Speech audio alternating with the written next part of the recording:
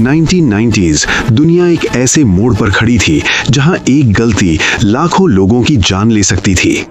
Cold war खत्म हो चुका था, लेकिन एक नया खतरा जन्म ले रहा था। साउथ एशिया एक सेंसिटिव रीजन बन चुका था। पाकिस्तान अपना न्यूक्लियर प्रोग्राम डेवलप कर रहा था, एक ऐसा वेपन जो पावर का सिंबल भी है और डिटरेंस का भी। लेकिन इस प्रोसेस पर कई देशों की नजर थी। ये कहानी है उस दौर की जब इंटेलिजेंस एजेंसीज बैकग्राउंड में काम कर रही थी और इंफॉर्मेशन एक पावरफुल टूल बन चुकी थी। दुनिया में दो तरह की दुनिया होती है, एक जो हमें दिखाई देती है और एक जो शैडोज में चलती है, जहां डिसीजन साइलेंटली लिए जाते हैं, जहां लोग बिना नाम के काम करते हैं और जहां एक छोटी सी इंफॉर्मेशन पूरी स्ट्रैटेजी चेंज कर सकती है।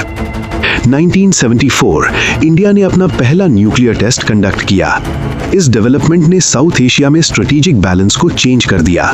पाकिस्तान के लिए ये एक स्ट्रॉन्ग सिग्नल था। उन्होंने डिसाइड किया कि वो भी अपना न्यूक्लियर प्रोग्राम डेवलप करेंगे। इसके लिए साइंटिस्ट्स को रिक्रूट किया गया। इंटरनेशनल लेवल पर टेक्नोलॉजी और नॉलेज एक्सेस करने की कोशिश हुई। ये प्रोसेस कॉम्प्लेक्स था और काफी हद तक कॉन्फिडेंशियल भी। उस वक्त न्यूक्लियर वेपन्स का नाम ही काफी था। ग्लोबल लेवल पर टेंशन रहती थी। हर देश अपनी सिक्योरिटी स्ट्रॉन्ग कर रहा था और साउथ एशिया में डेवलपमेंट्स को क्लोजली मॉनिटर किया जा रहा था। अगर आपको ऐसे रियल जियोपॉलिटिकल स्टोरीज पसंद है तो चैनल को फॉलो जरूर कर लेना। 1980s और 1990s के दौरान कई इंटेलिजेंस रिपोर्ट्स में ये इंडिकेशन मिल रहा था कि पाकिस्तान का न्यूक्लियर प्रोग्राम प्रोग्रेस कर रहा है। इस तरह के प्रोग्राम्स में मल्टीपल एलिमेंट्स होते हैं, scientific research, material procurement, technology development और इंटरनेशनल कोऑर्डिनेशन। इसी वजह से इस तरह के प्रोग्राम को समझना एक चैलेंजिंग टास्क होता है। इंडिया की इंटेलिजेंस एजेंसीज भी इन डेवलपमेंट्स को क्लोजली ऑब्जर्व कर रही थीं। उनका फोकस था सिचुएशन को समझना और स्ट्रेटेजिक लेवल पर रिस्पॉन्स प्लान करना।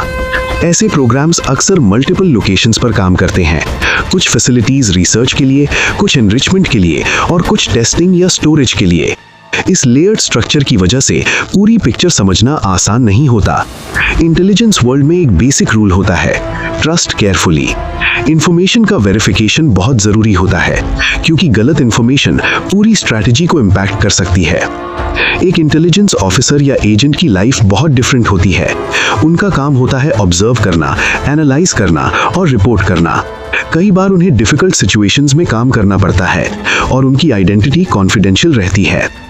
बड़े ऑपरेशंस अक्सर छोटी छोटी डिटेल्स पर डिपेंड करते हैं। एक शिपमेंट डिले, एक पॉलिसी चेंज या एक फाइनेंशियल रिस्ट्रिक्शन, ये सब फैक्टर्स इम्पैक्ट डाल सकते हैं। इंटरनेशनल लेवल पर भी न्यूक्लियर प्रोलिफरेशन को कंट्रोल करने के एफर्ट्स होते हैं। एक्सपोर्ट कंट्रोल्स, सैंक्शंस और मॉनिटरिंग सिस्टम्स यूज किए जाते हैं। इन सब का इफेक्ट किसी भी न्यूक्लियर प्रोग्राम की स्पीड पर पड़ सकता है। ये एक तरह का स्ट्रेटेजिक प्रेशर होता है। कभी कभी डायरेक्ट कॉन्फ्लिक्ट के बिना भी कंट्रीज अपने ऑब्जेक्टिव्स अचीव करने की कोशिश करती हैं। इससे एक तरह का साइलेंट कंपटीशन या स्ट्रेटेजिक गेम कहा जा सकता है। इस दौरान साइकोलॉजिकल फैक्टर्स भी इंपॉर्टेंट होते हैं। अनसर्टेनिटी, डाउट और प्रेशर, ये सब डिसीजन मेकिंग को इन्फ्लुएंस करते हैं। इंडिया के लिए भी ये सिचुएशन सिंपल नहीं थी। हर डिसीजन केयरफुली लेना पड़ता था, क्योंकि इसका इम्पैक्ट रीजनल स्टेबिलिटी पर पड़ सकता था। उस वक्त टेक्नोलॉजी आज जैसी एडवांस नहीं थी, इसलिए इंफॉर्मेशन कलेक्ट करना और वेरीफाई करना और भी चैलेंजिंग था। टाइम भी एक इम्पॉर्टेंट फैक्टर होता है। जितनी फास्ट डेवलपमेंट्स होती हैं, उतना ही फास्ट रिस्पॉन्स प्लान करना पड़ता है। ऐसे सिनेरियोज में कई बार स्ट्रैटेजीज एडजस्ट करनी पड़ती हैं, अप्रोच चेंज करना पड़ता है और सिचुएशन के अकॉर्डिंग डिसीजंस लेने पड़ते हैं। हिस्ट्री में कई ऐसे मोमेंट्स होते हैं जहां विजिबल एक्शंस कम होते हैं, लेकिन बैकग्राउंड में काफी एक्टिविटी चल रही होती है और उनका इम्पैक्ट लॉन्ग टर्म में दिखता है। अगर ऐसी सिचुएशंस को देखा जाए तो ये समझ आता है कि ग्लोबल सिक्योरिटी सिर्फ वॉर से डिफाइन नहीं होती, बल्कि इंटेलिजेंस, डिप्लोमेसी और स्ट्रैटेजी भी उतनी ही इंपॉर्टेंट होती है। इसी बैकग्राउंड में एक और इम्पॉर्टेंट चीज समझना जरूरी है कि न्यूक्लियर प्रोग्राम सिर्फ एक साइंटिफिक प्रोजेक्ट नहीं होता। ये एक मल्टी लेयर्ड सिस्टम होता है, जिसमें पॉलिटिक्स, साइंस, इंटेलिजेंस और इंटरनेशनल रिलेशंस सब एक साथ काम करते हैं। हर लेयर एक दूसरे से कनेक्टेड होती है और अगर एक लेयर डिस्टर्ब होती है तो पूरा सिस्टम इम्पैक्ट होता है। इसी वजह से ऐसे प्रोग्राम्स को डायरेक्टली रोकना मुश्किल होता है, लेकिन इनडायरेक्टली इन्फ्लुएंस किया जा सकता है और वही सबसे बड़ा गेम होता है।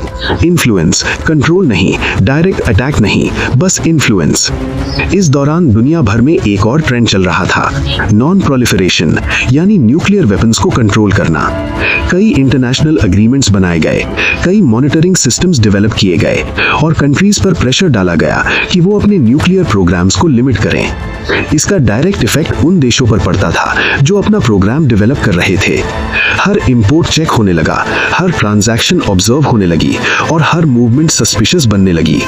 इस एनवायरनमेंट में काम करना और भी डिफिकल्ट हो गया, पाकिस्तान के लिए भी और उन सब के लिए भी जो इस सिचुएशन को मॉनिटर कर रहे थे।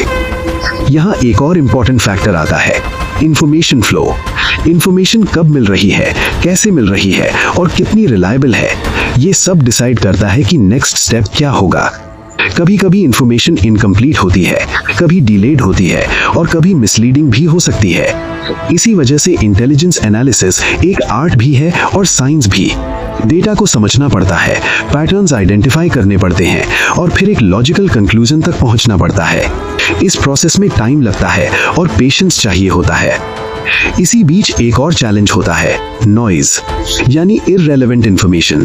जब डेटा ज्यादा होता है तो उसमें से यूजफुल इंफॉर्मेशन निकालना मुश्किल हो जाता है और अगर गलत चीज इंपॉर्टेंट समझ ली गई तो पूरा एनालिसिस रॉन्ग डायरेक्शन में चला जाता है।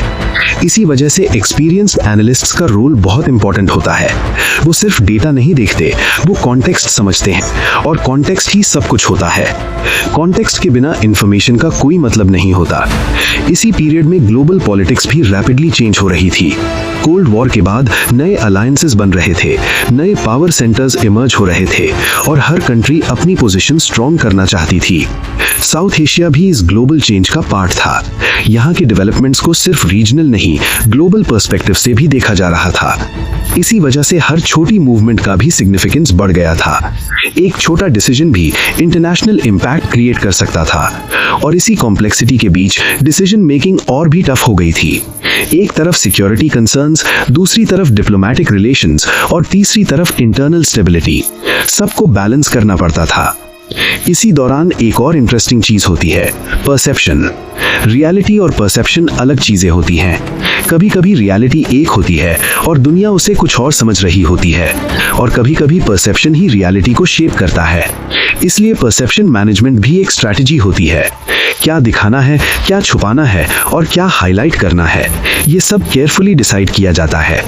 इसी कॉन्टेक्स्ट में देखा जाए तो इंटेलिजेंस और डिप्लोमेसी एक दूसरे के कॉम्प्लीमेंट्री टूल्स बन जाते हैं। एक बैकग्राउंड में काम करता है और दूसरा फ्रंट पर।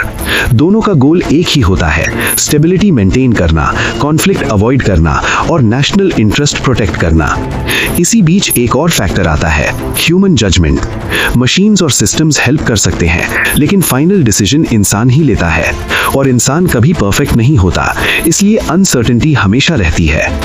इसी अनसर्टेनिटी के साथ डिसीजंस लिए जाते हैं और इसी वजह से हर डिसीजन एक रिस्क होता है। कुछ डिसीजन सही होते हैं, कुछ गलत, लेकिन हर डिसीजन का इम्पैक्ट होता है और कभी कभी ये इम्पैक्ट तुरंत नहीं दिखता, सालों बाद दिखता है। इसीलिए हिस्ट्री को समझना इंपॉर्टेंट है, क्योंकि जो आज हो रहा है वो कल के डिसीजंस का रिजल्ट होता है और जो आज डिसाइड होगा वो फ्यूचर को शेप करेगा। आज जब हम पीछे मुड़कर देखते हैं तो ये समझ आता है कि उस दौर में लिए गए डिसीजंस ने रीजन की स्टेबिलिटी पर काफी असर डाला और शायद इसी वजह से कई बड़े कॉन्फ्लिक्ट्स होने से पहले ही कंट्रोल में आ गए। अगर आप ऐसे हिडन जियोपॉलिटिकल स्टोरीज को और डिटेल में समझना चाहते हैं तो चैनल को सब्सक्राइब जरूर करें, क्योंकि यहाँ हम डिस्कस करते हैं वो पर्सपेक्टिव्स जो अक्सर सरफेस पर नहीं आते। हर वो कहानी जो दिखाई नहीं देती जरूरी नहीं कि वो एग्जिस्ट नहीं करती। कभी कभी सबसे इंपॉर्टेंट डेवलपमेंट्स बैकग्राउंड में ही होते हैं।